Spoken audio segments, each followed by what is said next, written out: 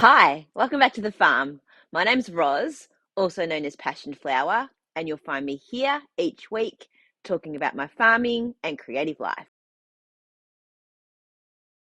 This past week has been probably the first week of winter that we've had proper rain. We've had lots of cold, frosty days, and we've had lots of misty, damp, and foggy days where it hasn't cleared and there's been no sun. And little bits of rain here and there, but it's mostly just been sort of like wet mist and not actual rain. But the past few days, we've had some really good solid rain, like 10 mil or so a few days.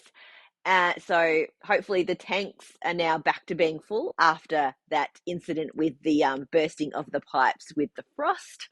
And we have our dam is lovely and full. The top dams are full, and it's like we're getting the flow down between all of the dams, and the creek is running really fast at the moment. The paddocks are not like flooded. It hasn't been like that kind of rain, but there is now moisture in the ground, which we haven't had up until this point. All of the frogs are now out and making noise and getting excited. So it's definitely wet now, which is nice. So hopefully we'll get some growth in the grass. It's been really slow. I've been trying to keep the sheep out of this area out here because of that. But hopefully with this rain, and then if we do now get some sun, we will hopefully get some actual grass growth, and we need that for our hay as well for later in the year. Speaking of the dam, I went for a walk and I had a little look at how everything's going with the trees by the dam as well. One of the wires that we had put up for the kangaroo protection was touching the ground, which means it was probably shorting out. So I quickly turned off the electric fence before I did anything, and then I tightened up that bottom wire just to get it up off the fence. I actually moved a couple of the clips we're using, like the plastic clips that keep the wire offset from the metal star picket, and I just moved one of those up a little bit higher just to get some tension, and then I pulled it nice and tight because that wire is actually running around the full perimeter rather than being cut and strung on individual sections. And I think it's doing okay now. It looks like it's been protecting the plants reasonably well. There's quite a lot of growth happening, and a few of them might almost be at the point where we'd want to remove the guard.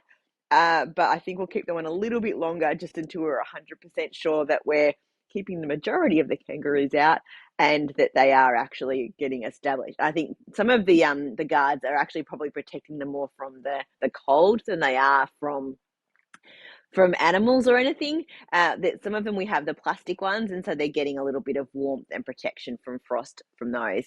Not like the plants around here at the shed garden and over by the house that got completely frostbitten. Some of them are now got little shoots right down the bottom. So I'm going to wait until like winter is over and then figure out how I'm going to care for those badly frostbitten plants, but I think the native plants have done a little bit better. Having said that, the veggies and garlic that have actually been planted inside our pallet planter boxes are doing really well. Part of that is because it's a small section of soil, so it's able to keep warm, and where they're planted is below the level of the box, so it's probably about this much depth before the soil starts. So they're getting quite a sort of insulated protection from the elements. And so the garlic and the broad beans are looking quite healthy. With rainy weather as opposed to frosty cold weather, it's not as cold today. I am wearing my Enkel jumper today, which is from the 52 weeks of Easy Knits. It I made it like 3/4 sleeve. I've got like a thermal top on underneath, which I've kind of shushed up while I'm in here because without wind or anything, it's actually quite pleasant in here today. I don't even have the fire going. It's made from Sisa Marisol yarn, which is a worsted weight, and it is 60% wool, 40% alpaca. And it's one of those like chain blown yarns. So it's got a an outer core, and then it's got the yarn blown through the middle. So even though it's a 10 ply yarn, it's a very, very light fabric, and I really enjoyed knitting with it, and I really love wearing it because it is quite light for a really warm garment. So I will probably look to buy more of this kind of yarn in the future for those bigger, chunkier kind of knits that call for thick yarn, so that you get the result of a thick knitted jumper without the crazy heaviness and heat of like a Aran weight merino wool, which is quite heavy. So it's slightly cropped, nice neckline. I really like this. It sits really nice and flat. It's very comfortable, and it's sort of the good balance between not being like high neck, so you could put a scarf or whatever around if you wanted to, and it also doesn't sit down too low. I find some jumpers come down a bit low and you've got to like play around with the undergarment underneath to make sure, like your t-shirt or whatever, it kind of sticks out. But this one sits really nicely and seems to cover everything up and is really, really comfortable. I finished the scrap packs that I've been talking about for the past few weeks. There was a beautiful sunny day here. It was quite cold, but the sun coming through the glass made it feel warm in here. So I put the fire on and I had the sun coming through, and I worked through getting those finished. And then this past week, I took myself on a little drive up to Ballarat to meet with Liz from Crystal Cat Stitchery. She makes beautiful knitting bags. She also stocks needles. She will be at Bendigo, the sheep show, which is next weekend, the 19th to the 21st, I believe. And so she has taken some of my sock scrap packs. There was a few DK scrap packs and some DK color inspiration mini skein sets. So she will have those on her stall. She'll be in the Noble Pavilion in stall 140. So please make sure to go along and visit her and look at her wonderful bags and check out the little bit of yarn that I have there. You'll also find some of my yarn with Barley from Tea Time Yarn Retreats.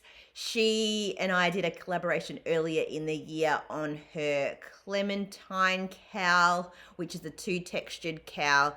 And I provided some yarn for some kits that she put together. So there is some of my DK yarn in her kits. She's in the Woolcraft shed, which is shed number 28, and then she is stall number 9 in that shed. So go check her out. So I'm very lucky and appreciative that both of these lovely friends of mine have offered to have small amounts of my yarn on their stalls. So please go and support them. I actually don't think I will be going to Bendigo at all this year, which is the first time, like, since the COVID lockdowns, I've gone every year, and I kind of went most of the years before that. We'll be back working. I finished my holidays this weekend, and so it's kind of a bit weird to then take the Friday off to go to a yarn market when I've just come back to work. And pretty much everyone, like my group of knitting people, will be there on the Friday.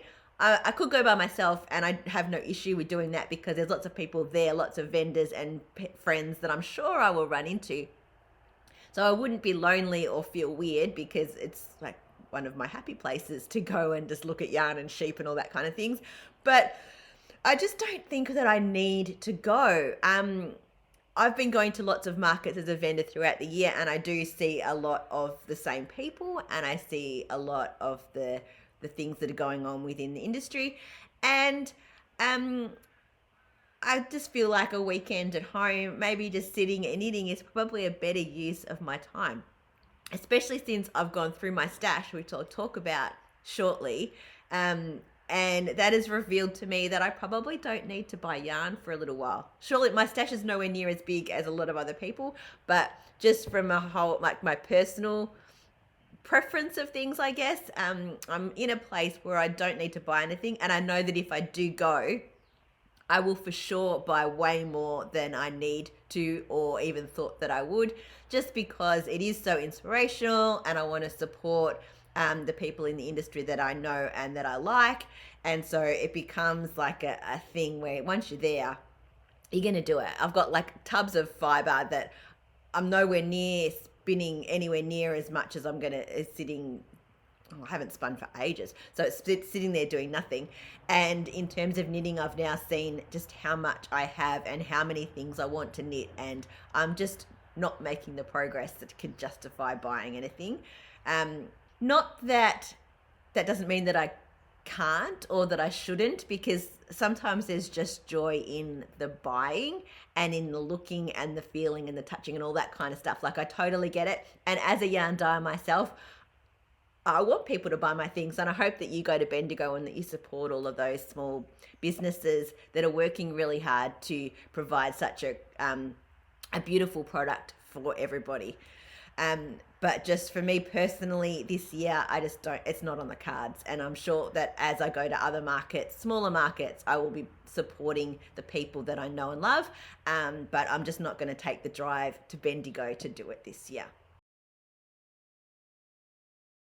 Creatively this week, I feel like I've spent a lot of time with knitting people, and it's really filled my cup in this last week of my holidays. I went to my local yarn store, Crumbs Crafts. On Friday mornings, they have a knitting group. You can just show up and go into the back room and sit and knit. They have a teacher on, so you can ask questions and get any help and get pattern support and all that kind of thing. So it was really lovely to sit with those ladies and knit. I hadn't done that in quite a long time. And then one of my friends from there, we went and had lunch with each other afterwards, which was lovely. Then I caught up with another group of girls from knitting at a pub the other night, which was also great. I hadn't been going there for ages because driving there in peak hour after work was just too much for my brain to deal with. So during the holidays, it was a good opportunity to be able to do that and catch up with them. And I saw a lot of their finished objects, and we talked and talked and talked. Which is why my throat's probably a little bit raspy. It was last night, and I'm still recovering a little bit. So that was really great. And then I said I drove and saw Liz and had a really great chat with her about how everything's going in her business and in life. And so I've had a really lovely social crafting week, which has been just, there are no words. It's just fabulous. I have done a little bit of craft myself. After last week having finished objects, I was looking at what I was going to pick up. So, and I've made quite a bit of progress. So let's have a look. First, to the stripy socks that I'm making. I finished the first one. I decided to go with a really short cuff, and I've tried these on, and I think these are the perfect shorty sock for having during summer. They sit just above the ankle, so the cuff is just above the ankle, and that's sort of where my ankle finishes. So yes, I've done the first one and I have started the second. As you can see, I am not matching the color stripes in these. I really don't care, and because they're just going to be poking out of my shoes, you're not going to see a ton when I'm wearing them anyway, but they're going to be fun. And all I'll be doing is matching the number of stripes rather than the stripe color, and that will get me to the same size sock for my second one. Even though I had a bit more brain capacity, I did not end up going back to the Evanescence jacket. I really want to make it, but it's not the right time, I don't think, especially with still kind of finding the way with the cats. They're still a little bit grabby with the yarn, especially Maggie. So I have picked up the Honeycombs Shawl by Stephen West. This is the small honeycombs version, and I am using a Dover tweed by Queensland Collection, so that's the cream, and it's got tiny little flecks of colour. I don't know if you're going to be able to see that on camera, but I feel like it picks up the colour in the other yarn. And the other yarn that I'm using is actually some hand spun of mine. It was from a box that I got from Bendigo years and years ago when I very first started spinning, so about 6 years ago. And it is from the Coloured Wool and Fibre Company, and it was steam dyed, and it was little balls of roving in a whole lot of different colours. And what I did is kind of split them into a gradient of sorts, and I dyed 2 lots of singles with the aim that I would get them pretty much lined up and then ply them together to make a 2-ply of a gradient. So I had already used some of it in a different project, the black and some dark blue and green, and then it starts with like a blue here, goes through to a dark green, and then sort of to a burnt orangey pink kind of color, then into this brighter orange, and then here is the rest of the ball here. Then it's going to go into a brown, and then to sort of a purple, and then a pink in the center. I have a couple of smaller balls that I kind of pulled from here. So I've got some more of the brown that I'll add in when I get to the brown, and I've got some more of the pink purple when I get to that at the end, because like one of my bobbins had more fibre on it than the other, so I applied it back on itself. So I've got some solid colours that are going to go into this. And I'm just going to knit the whole thing and see how big the shawl gets. So it's reasonably large already, and it's going to block out really nice and big. And I think it'll be great for either over here in the shed as sort of a blanket throw kind of thing, or for the same thing in the house. It's got a beautiful I-cord edge on it. So I'm not cutting the yarn, it's just running in underneath the I-cord as I go, which is really great. So there's only going to be a few ends to weave in where there are breakages in the yarn from me and my my lack of spinning ability. Some of it's a little bit soft in a few places, so I'm going to have to do a little bit of weaving in a few spots, or where I've changed the ball of the main color of the like the honeycomb around the outside. And I'm really enjoying it. And since I picked it up last week, I've knit from that little marker, this one here. The other markers are spots where I have found that the yarn's a little bit soft and I need to go back and fix it. But yes, I've knit from, it keeps flipping over, from that rainbow marker up to the needles. So I've done quite a lot this past week.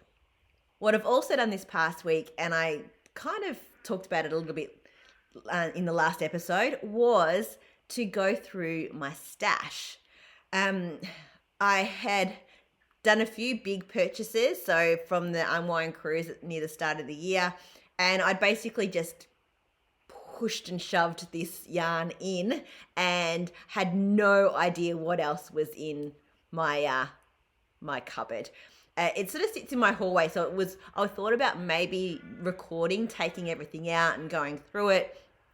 But there were 2 issues with that. The first one is it's kind of in my hallway, so there's not a ton of room to be able to do that or to put things out. Like I actually have to take it into another room and lay it out. So in terms of setting up camera and all that, it was going to be a little bit difficult. The other part of that was cats, who were very interested in balls of wool with bits of ends hanging off. So I grabbed a whole lot of tubs from here, and I kind of took things out of the cupboard and put them into the tubs and kind of sorted it that way. Laid some of it out on the bed where I was very vigilant to be watching what was going on, and was able to sort it that way. So I've got some photos that I can put in, and I discovered I feel like I have a big stash. I know it's not big in comparison to a lot of people, but it's also large in comparison to a lot of people as well. And I don't feel like I get through it all that quickly. I also have a very large pattern library, things that I've purchased, or books and magazines and all that kind of stuff, with things that I have wanted to make and that just sits there and doesn't get done. So I decided that I would put all of my yarn into my Ravelry stash, which I haven't done in a really, really long time. And it's so much easier than it used to be. You used to have to, and so this probably is showing how long it is since I've done this. You used to have to take photos of your yarn on like a camera, upload them to your computer, and then do your stash on the Ravelry page and then upload the photos. So it was quite a process. And so I think I kind of did it once getting all excited, and then I'm like, oh my God, this is just too hard. And if it wasn't a day where you'd like sort of set aside some time to do it, it was actually just not all that motivating to do. But what I discovered is now what you can do is once you're on the Ravelry page on your phone, you can just choose to upload a photo. You can then choose if that's for a project or for a new stash item. And then you can literally just put in all the details really quickly on your phone while you're sort of in the process of uploading the photo, and then it's in and done. So I went through and did that for my entire stash. First, I sorted all of the yarns that I had full skeins of with the labels on, and I put them all in and then put them back into the cupboard. Then I had a whole lot of like little bits of skeins, things that were balled up that I wasn't sure how much I had. So what I did is I brought them over here to the shed and I rewound them back into hanks so that they weren't in the balls anymore, partly so that they could lay flat in my cupboard so I could see them all, but also because it's not the best way to store your yarn in balls. It keeps the yarn under pressure because they've been pulled, and by putting it back into a hank, it relaxes the yarn so you don't get like crinkles in it. Not so bad. I mean, you're going to block most of the things you make anyway, so you can actually knit with crinkly yarn as long as you're aware of that and kind of factor that into how you knit. But yeah, I wanted it all back into hanks, so it was nice and neat. And then I weighed all of those unlabeled things. I tried to figure out if I thought I knew what they were, and if I did, I wrote that on them. Some of the yarn I had used in a previous project, so I was able to find the name of the colorway and all that kind of stuff. So I put in the amount of grams of each thing that I had, and then as I put them back in my shelf, I added those back into the Ravelry stash as well. So now, in theory, all of my yarn is in my Ravelry stash. There's a few things that I didn't add. A few sock yarns I didn't, basically because I'm only going to use it for socks. Whereas there's some stuff that I will probably use for other things, even if it is classified as a sock yarn. So I thought by having it in, I can then search for it. I can look at it in relation to patterns. I don't have to be sitting in front of that cupboard to sort of get that visual of the colorways that I have or the amount of a yarn that I have, and I can maybe try and match them to projects that I've been thinking about for a while. I showed you a couple last week, and there are some now that I'm thinking about moving forward based on the yarn that I have. So I might talk about those in the coming weeks as I'm sort of still processing all of this information that I've just jumped into my head. And I was thinking about why I was motivated to do this at this time of year. And because I have done it before around this time of year, and it sort of ends up lining up with Bendigo. And even though I'm not going this year, it's probably a good thing that I was doing it, so I couldn't sort of justify myself that I really don't need to buy anything. And if I do, I think I need to be a bit more project orientated with it. So use something from my stash, and then if I need to supplement that, then I can. Also keeping in mind that I have all of this yarn over here in the shed that I can access whenever I want for my own projects as well. Yeah, I normally do it around Bendigo with looking at colors and what yarns I have and what projects I want to make, so that when I went there, I kind of had a bit of an idea of a plan of what I may want to buy. And I normally kind of stuck to that ish, but at least gave me some kind of boundary in which to work. So yeah, it was really, actually, I really enjoyed it. I know that sounds really weird, but just to have it all laid out and see what I have, touch it and kind of experience the buying again, like knowing really what I have, and like I'm really happy with the majority of my stash and what I have. And now to kind of start contemplating projects to use some of that really lovely stash that I have is quite exciting, and kind of given me a bit of some fresh mojo in a way. I kind of I don't know, some enthusiasm. I can't really explain what it is, and I'm sure if you've done it yourself, you have that same kind of feeling sometimes, where you kind of go into a bit of a lull with things, and you're like just kind of going along, and you grab your socks or whatever that you kind of knit on just because you enjoy the knitting. But to kind of get the creative juices flowing for me has been quite exciting, and I'm looking forward to now the possibilities of what my stash might hold for me. I did discover, and I'm kind of not surprised, but I kind of am, that I have a lot of half used fingering weight skeins, so sock weight. So I've got, God, I don't even know how many. I'll put in a picture, but they're between like 40 and 60 grams of sock weight yarn in a lot of different colors, and I mean they're reasonably similar bases, so I can probably put them all together into a project or a number of projects. So I'm kind of looking now at things that use bits of small amounts of yarn, and there's quite a few like jumper and top patterns that do that. I might talk about them in a different video when I start to really plan out what I'm going to do. But I have been given some suggestions by some friends, and if you've got any suggestions for multiple colors of fingering weight yarn to be put into one project or a number of projects, I'd love to hear some suggestions that I can then share with everyone else. So yeah, I kind of want to start to really use my stash and not leave those bits behind just sitting on a shelf. Like I want to be able to enjoy them. I enjoyed them the first time I knit them, and I've got them in projects, but to be able to sort of almost make them brand new again by putting them in a different format with other things would be a really great use of some of that yarn, because I don't want to waste my stash, and I don't want it to just sit in the cupboard, although I do like to look at it sometimes because it is really beautiful.